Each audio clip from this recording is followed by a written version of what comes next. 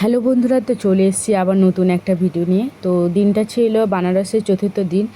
আর ওই দিন দুপুরে আমরা ওই যে বড় মন্দিরে পুজো ঠাকুর দর্শন করে এসে আমরা দুপুরে যাচ্ছি মা অন্নপূর্ণা মায়ের দর্শনের জন্য।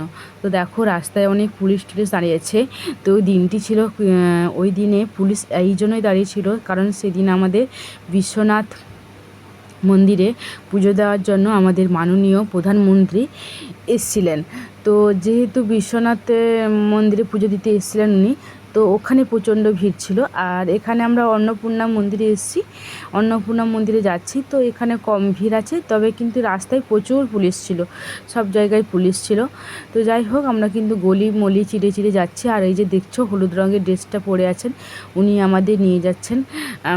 কারণ উনি আমরা তো গলি গলি চিনি না, তো উনি গলি টলি দেখে নিয়ে যাচ্ছেন। আর উনি 100 টাকা নিয়েছিলেন এই যে গলি টলি দেখিয়ে একটা মিষ্টি দোকানে নিয়ে যাবে, যেখানে আমরা ঠাকুরের প্রসাদ টোসাদ সব কিনবো, দিয়ে তারপরে মন্দিরের উদ্দেশ্যে যাব। কারণ অন্নপূর্ণা মন্দিরে আপনারা যারা যারা যাবেন, আমি আগের থেকেই বলে দিই, ওখানে কিন্তু কোনো টাকা পয়সা লাগে না, ফ্রিতে আপনারা খেতে পারবেন, পেট ভরে যত যা খুশি খেতে পারেন। মানে যা যা ওদের অন্নভোগে থাকে আর কি, তা আপনি সবটাই পাবেন। তো এতে 1 টাকাও লাগে না, সে যতজন যাক না কেন। তো যাই হোক, এই জন্য অনেকে বলতে চায় না যে কোথায় হচ্ছে বা কোথায়, কারণ এই সব বলার জন্য তারা 100 টাকা হোক 20 টাকা হোক নেয়, কারা? লোকাল লোকেরা। তো যাই হোক, আমরা তো জানতাম না যে অন্নপূর্ণা মন্দিরটা অ্যাকচুয়ালি কোথায়। কারণ বিশ্বনাথ মন্দিরের পাশেই ছিল অন্নপূর্ণা মন্দির, তো একটা জায়গায় হচ্ছে ঘুরে যেতে হয়। তো সেই যে ঘুরে যাওয়াটা, যে একদিক দিয়ে বিশ্বনাথ মন্দির দর্শন করতে যাওয়ার একটা লাইন ছিল, আর একটা ছিল অন্নপূর্ণা মন্দিরে।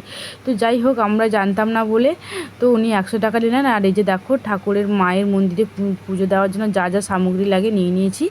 এরপরে আমাদের মন্দিরের দিকে নিয়ে যাচ্ছে। এই যে চলে এসেছি আমরা মন্দিরে। এটা হচ্ছে মা অন্নপূর্ণা মন্দির। এখানে ছবি তোলা একদম বারণ ছিল, তারপরেও আমি লুকিয়ে লুকিয়ে ভিডিও করার চেষ্টা করেছি। কারণ আমি তোমাদেরকে দেখানোর জন্যই ভিডিও করেছি, আর নিজের স্মৃতি হিসেবে রেখে দেওয়ার জন্য ভিডিও করেছি বলতে পারো।